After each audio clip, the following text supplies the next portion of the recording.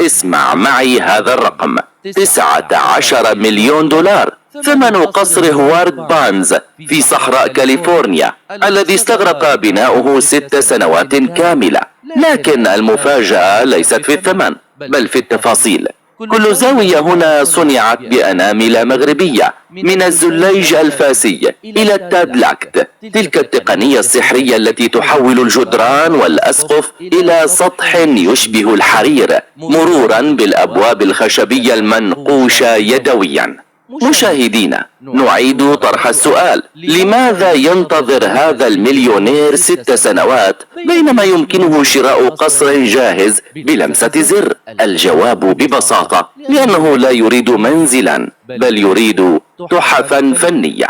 وفي إحدى حفلات الاستقبال بأحد القصور مؤخرا، قالت سيدة أعمال شهيرة لفريق التصميم: أريد أن يشعر